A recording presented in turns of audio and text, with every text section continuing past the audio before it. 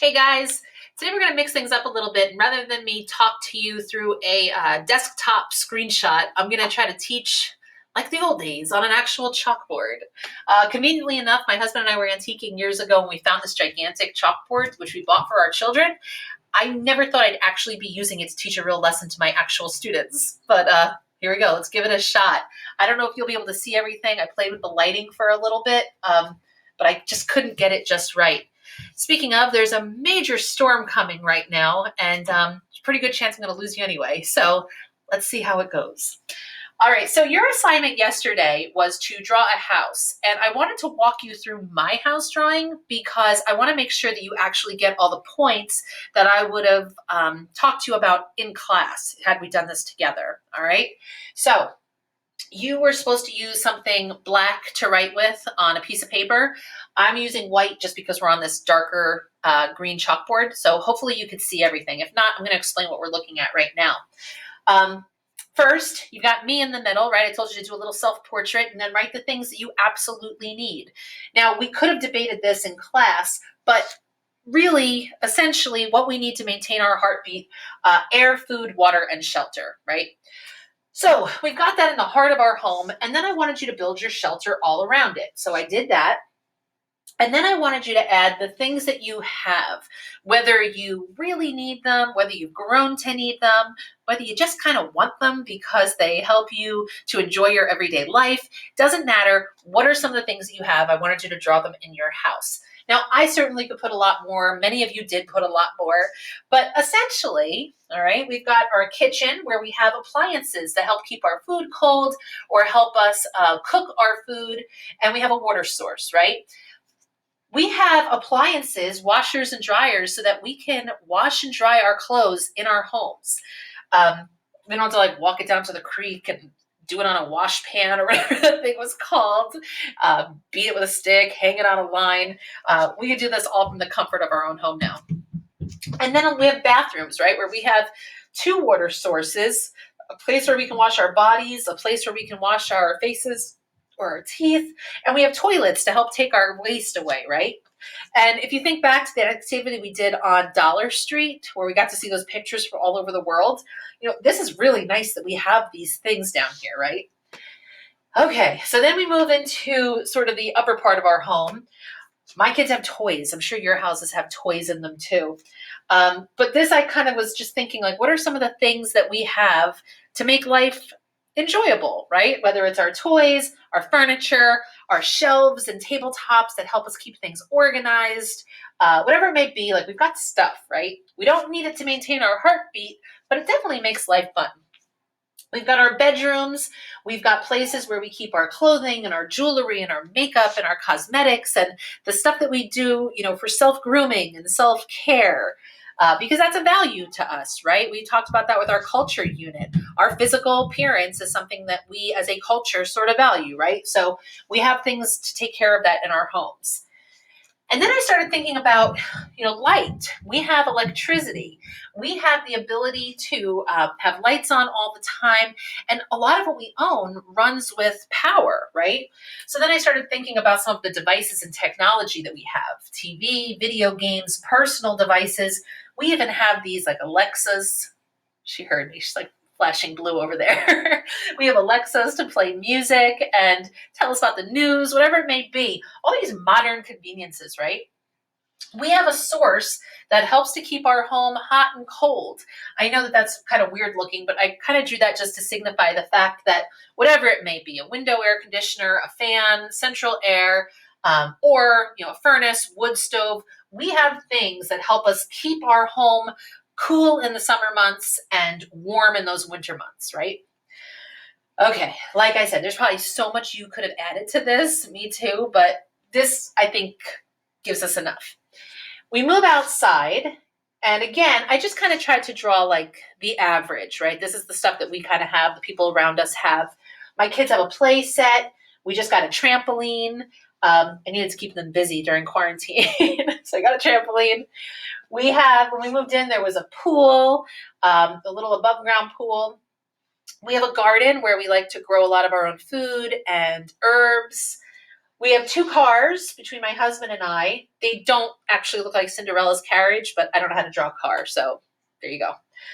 My husband loves the yard. I'll explain that in a second, actually, because what he's done is super interesting. But as Americans, we tend to like our lawns, right? And it wasn't always that way. Think about it. Like a lot of our country, not a lot of our country, but there's big parts of our country that are all desert. They really shouldn't be going grass, but they like grass. So they plant it, they squirt all kinds of chemicals, and they bring in all kinds of sprinkler systems to make sure that they maintain a beautiful grass. But they're not actually supposed to have one there. So we're going to talk about all of that on another day because I think it's kind of interesting. But anyway, we've got our grass, and then we have things like lawnmowers, power tools, yard tools, whatever, things to help us maintain the outside and the inside of our homes, right? Vacuum cleaners, irons, you just start thinking about like all of the stuff that we have.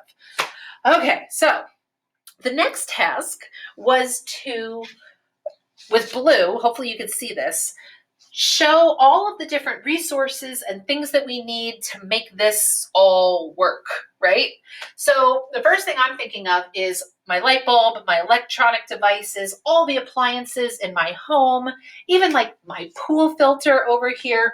All of these things need electricity, right? So we'll draw some power lines to our house, which go to those big pieces of power poles, the big pieces of wood that are everywhere. Sometimes they're metal. But then where does that go, right? It's not like this thing is creating power. Where does our power come from? Well, it comes from a power plant. Okay. I'll just draw a lightning bolt over there so you don't forget that's our power source. But even this, like it's not magic. Where does our power come from?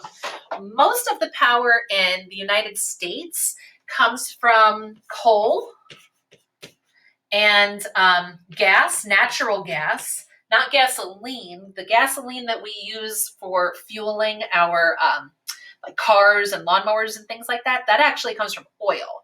And then we refine it to make not natural gas. We refine it to make gasoline. Okay. We use natural gas in our power systems. And we also use nuclear. But we're going to talk about all these things in a couple days. Okay. So we create this power, these energy sources. We knock down all kinds of trees and clear spaces to make sure that we can run this electricity to your home so that you can run all of your fun gadgets, right? And the things that we need. I'm not mocking it. I mean, these are things that we've grown to need. And that's okay. It's all relative. But anyway, let's move on. To run our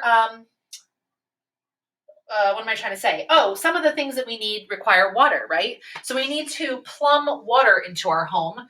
So here we go. We'll just run a little pipe to our house. And then this pipe is going to go to our kitchen. Oh, I just saw the lights flicker. The water will go to our kitchen. It will go to our washing machine. It'll go to our sink in our bathroom. It'll go to a shower in our bathroom. It may even go to your refrigerator if you have a water line to your refrigerator. The hose outside your house. We use a lot of water. Don't forget, I had to fill my pool. Put that over there. You may have to water your garden over here. When we decide to wash our cars, we like to water our grass to make sure that it stays green, right? Lots of water being used to maintain our style of life. All right, what else do we need up here? Don't forget, right? All this stuff that we keep talking about, don't forget the story behind it, right? Whatever thing on here you want to point to, it had to be made somewhere.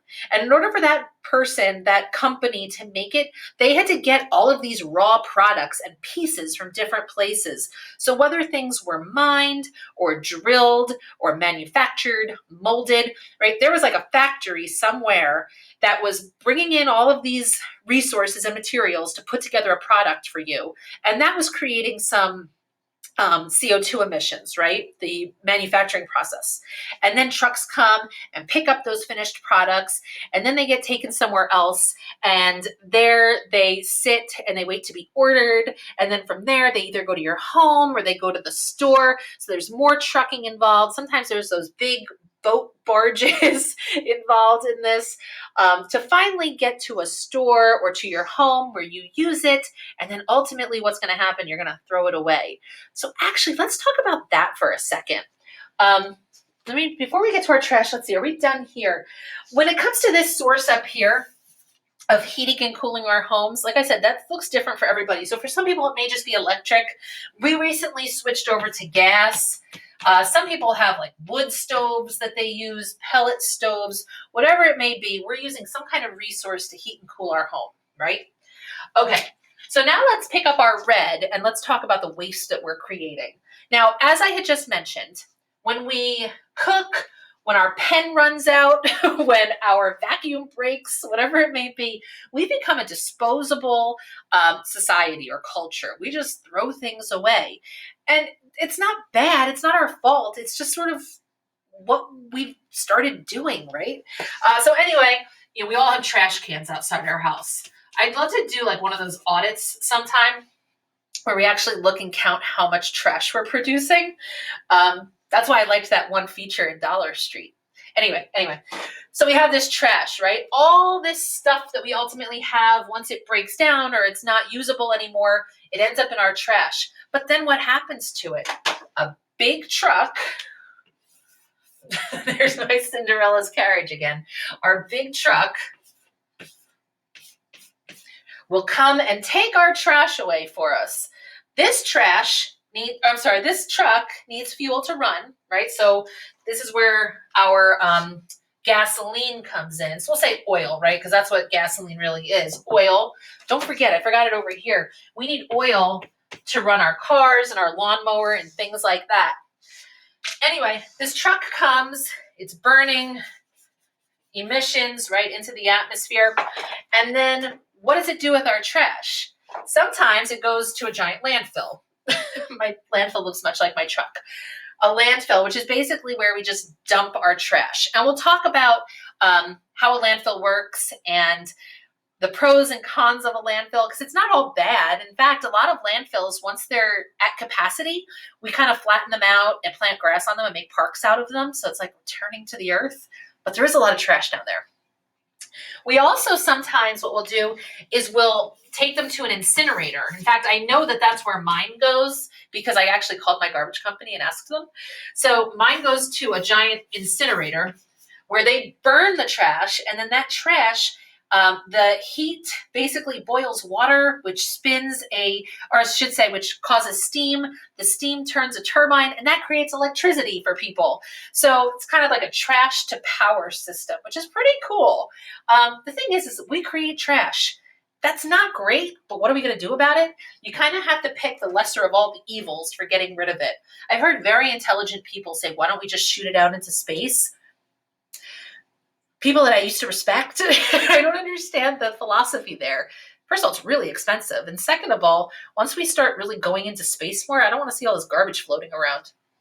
Anyway, so red signifying all the trash we're producing. Don't forget that extracting this stuff so that we can make electricity, and then this creates some emissions, right? CO2 emissions. We've got waste over here.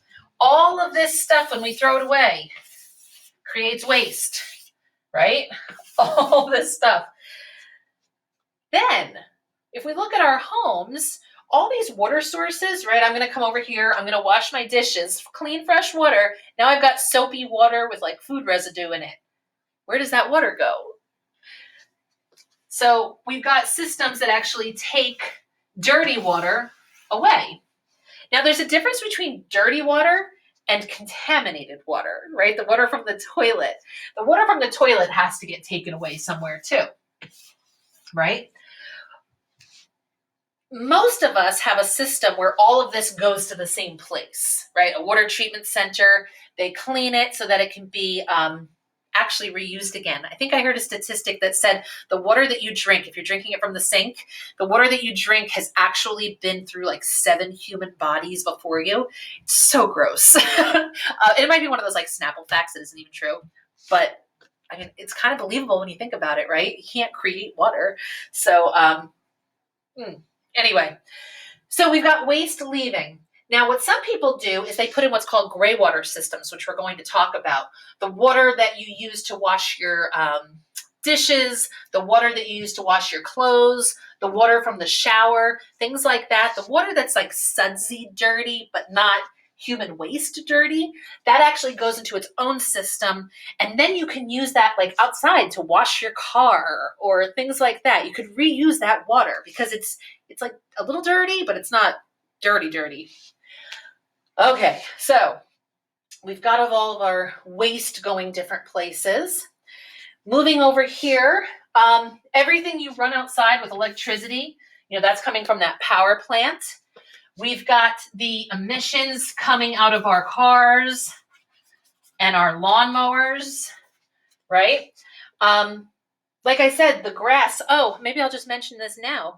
My husband hated the fact that he had to buy gasoline, which comes from oil, right, which is drilled. I'm like pointing, I can't find oil now. Anyway, he hated mowing the lawn because he thought to himself, like, why am I doing this? Why am I cutting down nature, right? I'm like planting nature just to cut it down so that it looks pretty. And I'm using oil and I'm causing emissions. He's like, this just feels wrong. So really what he did, he kind of just tore up our entire yard. And planted natural seeds. Like he just threw some seeds from natural plants, native plants, I should say. And we have a meadow outside, a huge meadow, which attracts birds and bees and all these great like local species or things that need to stop as they're migrating. We've created like this wildlife preserve outside. It's amazing. And he doesn't need to mow the lawn anymore. So we're not buying the oil or the gasoline, and we're not creating these unnecessary emissions. We just have this like natural habitat outside, and it's beautiful. So like I said, we'll talk about more of that another day. Anyway, looking at our board now, what's our big takeaway, right? The way I see it, as a human, there's really just 4 things that I need. I have a lot of stuff that I want, and I have a lot of stuff that I've kind of grown to need so that I can enjoy life in the 21st century. But all of these things require a ton of resources and produce a ton of waste. And if there's over 7 billion of us and we're all living this lifestyle, now granted we're not, but if we were, and if enough of us are, think of all of the waste and resources. I feel like something's got to give. And that's what we're going to be talking about for the next few weeks, basically until the end of the year. What are we currently doing? How many resources are we using? What kinds of resources are we using? What kind of waste are we producing? What are we doing with that waste? And then how could we do it better? How could we use less and produce less waste? And I think that's a really fun thing to study, right? All of these sort of modern solutions to this problem that we have. So hopefully you are understanding this big message. For today's assignment, what I want you to do is just show me that you understand.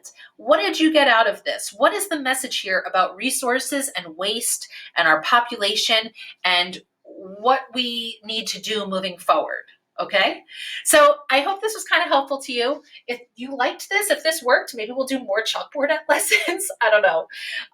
Anyway, it looks like I beat the storm, so I'm going to stop this before I press my luck. But as always, just email me if you have any questions, okay? Bye, guys.